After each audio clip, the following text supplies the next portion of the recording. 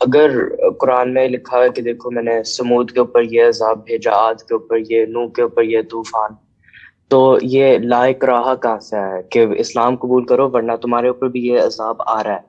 تو اس میں کراہت والی بات تو نظر آتی ہے.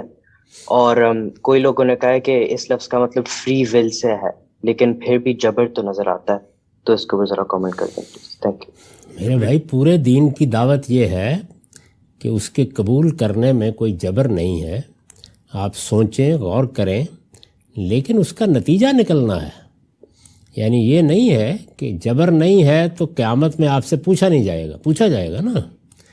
آپ نے ایک چیز کو آزادی کے ساتھ رد کر دیا، پوچھا جائے گا کیوں رد کیا، کس بنیاد پر رد کیا ہے. یہ سوال ہوگا نا قیامت میں آپ سے.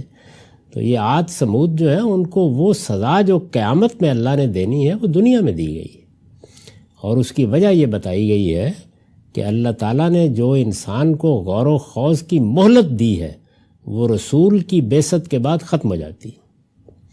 تو اللہ تعالیٰ کا یہ اصول کہ لا اکراہ فی الدین، یہ مہلت کی مدت کے لیے ہے، یہ سزا کا مرحلہ شروع ہونے کے بعد نہیں ہے. یعنی قیامت میں آپ کو یہ موقع نہیں دیا جائے گا کہ آپ وہاں بیٹھ کر فلسفہ بگاریں، وہاں تو نتیجہ نکل آئے گا. تو عاد و سمود کے معاملے میں نتیجہ نکل آیا ہے. بس یہ ہے کہ وہ آخرت میں نہیں، دنیا میں نکلا ہے. بہت شکریہ سر.